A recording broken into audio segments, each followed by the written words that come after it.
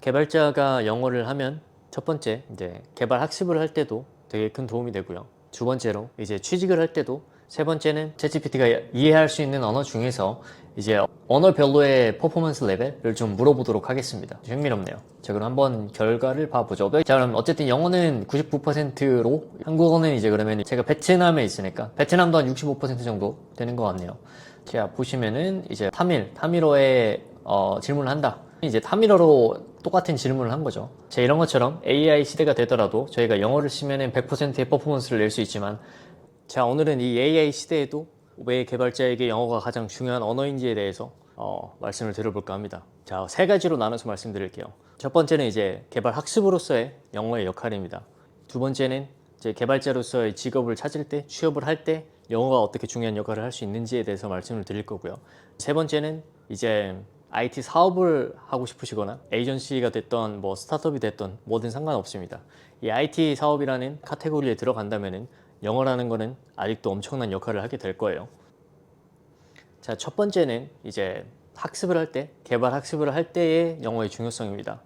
방금 말씀드렸던 것처럼 어쨌든 챗GPT, 뭐 AI, 뭐 그게 메타가 만든 AI가 됐던, 확실한 거는 이거는 미국의 글로벌 회사가 만든 AI가 될 가능성이 크겠죠. 그게 아니더라도 사실 이 팩트는 달라지지 않을 겁니다. 챗GPT가 이해할 수 있는 언어 중에서 이제 언어별로의 퍼포먼스 레벨을 좀 물어보도록 하겠습니다. 뭐 어쨌든 질문은 미리 준비를 했는데, 답변을 할 수 있는 그런 언어 중에서 이제 30개 정도의 언어를 추려서 퍼센테이지로 표시를 해달라고 했습니다. 자, 그럼 한번 결과를 봐보죠. 정확한 건 아닐 거예요. 정확한 건 아니겠지만 어쨌든 상식적으로 AI도 인터넷에 있는 정보를 습득을 한 다음에 그것을 토대로 저희한테 답변을 해주는 거기 때문에 그 언어별로 이제 인터넷 정보의 양이 퍼포먼스 레벨과 같다고 보셔도 아마 무관하지 않을까 싶습니다. 자, 그럼 어쨌든 영어는 99%로 이제 정확도를 보여주고요. 한국어를 보시면은 65% 정도. 한국어는 이제 그러면 65% 정도의 proficiency 레벨이 되는 거죠. 그러니까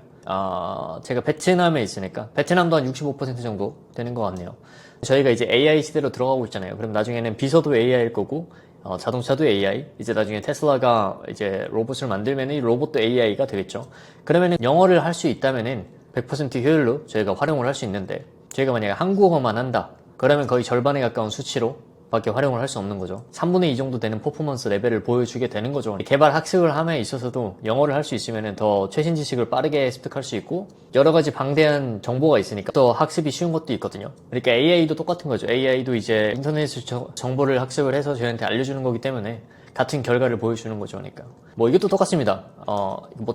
다른 언어랑 이제 테스트를 해본 거예요. 뭐 proficiency 레벨이 떨어지는 언어들이랑 똑같은 질문을 해본 거죠. 자, 보시면은 이제 타밀어에 질문을 한다. 그러면은 뭐 타밀의 프로피션시가 얼마인지 한번 물어볼게요.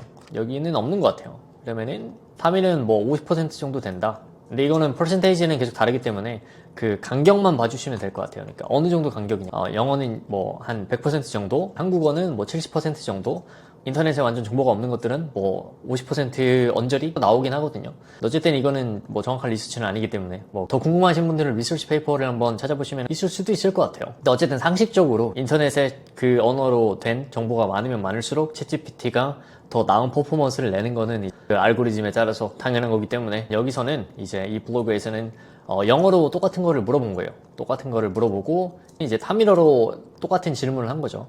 해석이 된 거를 보면은 이렇게 다른 퍼포먼스를 보여준다를 알려주는 거죠. 그러니까 여기서는 훨씬 나은 시를 썼고, 여기서는 이제 되게 뭐 그냥 문장의 나열 식으로 쓴 거죠, 시를. 자, 이런 것처럼 AI 시대가 되더라도 저희가 영어를 쓰면은 100%의 퍼포먼스를 낼 수 있지만, 그보다 이제 퍼포먼스 레벨이 낮은 언어들만 쓸 수 있다면은 그것만으로도 이제 20-30%의 퍼포먼스 차이가 날 수 있다는 거죠. 그러니까 퍼포먼스를 제일 잘 내는 언어는 무조건 영어일 거고요. 왜냐면 그만큼 방대한 이제 정보가 영어로 이제 생성이 되기 때문이죠. 저희도 똑같습니다. 영어를 개발을 학습을 했단 말이에요. 그러면 이제 속도에서 차이가 날 수밖에 없습니다. 이게 만약에 신기술이다. 신기술을 학습을 해야 되는데 제가 영어를 할 수 있는 개발자다. 그러면 이제 모든 다큐멘트는 영어로 돼 있단 말이에요. 그런 것도 있고, 이제 그냥 기존의 학습을 하는 데 있어서도 차이가 되게 많이 납니다. 한글로 된 정보가 100이에요. 그리고 영어로 된 정보가 1000이에요. 그러니까 저희들이 어떤 개념을 이해하기 위해서 이해하는 그 특정 포인트가 다 다르단 말이에요. 근데 영어를 할 수 있으면은 더 많은 이제 정보의 풀에서 제가 이해할 수 있는 거를 뽑아서 이해를 할 수 있는 거죠. 만약에 도커를 이해를 한다고 해볼게요. 그러면은 A라는 방식, B라는 방식, C라는 방식 서로 다른 방식으로 이제 유튜버들 아니면 블로거들 뭐 정보를 전달하고 있을 거란 말이에요. 그 정보 중에서 한글을 할 수 있는 개발자들은 100이라는 풀에서 이걸 제가 찾아야 된다면은 영어를 할 수 있는 사람은 1000, 2000개 이 1000만큼의 이 풀에서 계속 정보를 제가 알아들을 수 있는 방식으로 설명을 하는 블로거, 뭐 글, 영상들을 찾아서 이해를 하면 되는 거예요. 그러니까 이해하는 데 있어서도 속도가 엄청나겠죠. 결론적으로는 영어를 할 수 있으면은 새로운 기술을 습득하는 건 이제 당연히 빠를 거고요. 이제 기존의 기술을 습득하는데도 개발들을 더 빠른 속도로 이제 개발 지식을 습득을 할 수가 있는 거죠. 그리고 마지막으로 방금 말씀드린 것처럼 만약에 챗GPT를 활용을 해요.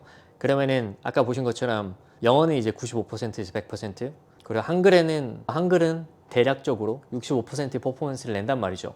챗GPT에 질문을 해서 답을 도출해낸 그 과정에서 이미 한국어로만 질문하는 개발자와 영어로 질문하는 개발자의 퍼포먼스는 벌써 3, 40%의 갭이 나는 거라는 거죠. 3, 40%의 퍼포먼스가 난다는 거는 정말 상위급 개발자와 중급 개발자를 나누는 그런 갭이란 말이에요.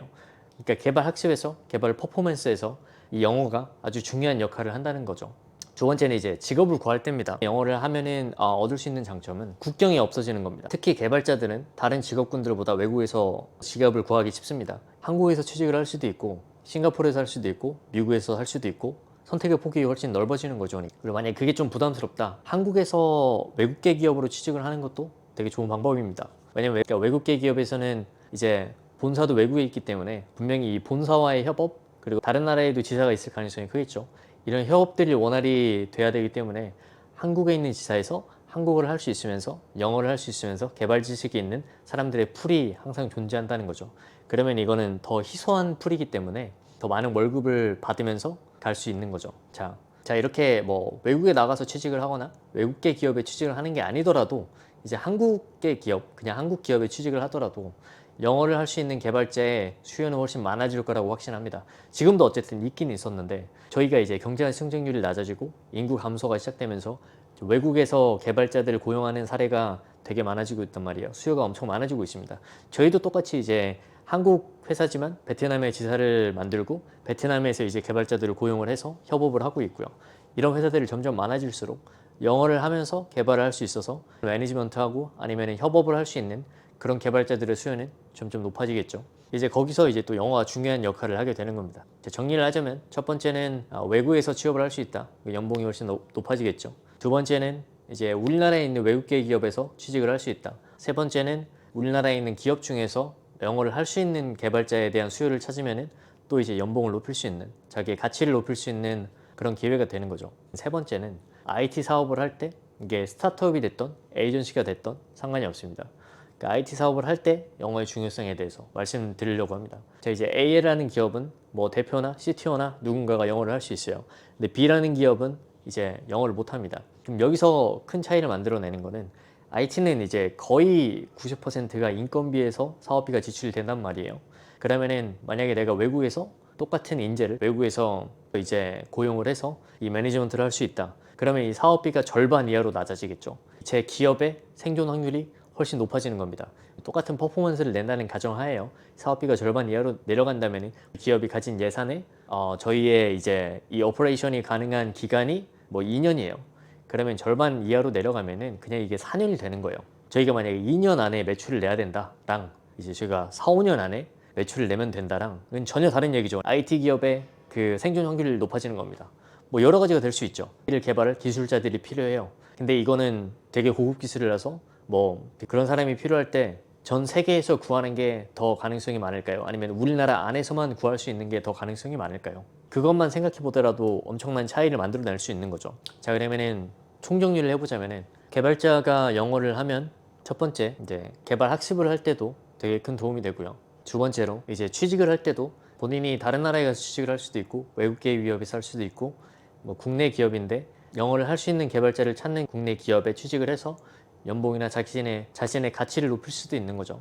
세 번째는 IT 사업을 할 때도 이제 해외에 있는 개발자를 고용을 함으로써 사업비를 낮추고 이제 인재를 고용을 함으로써 본인의 사업의 성공 확률을 높일 수 있다는 거죠. 자, 오늘도 제 영상이 도움이 됐기를 바라면서, 자, 이런 종류의 영상들에 관심이 있으시다면 자, 구독과 알람 설정을 꼭 해주시면 감사하겠습니다. 감사합니다.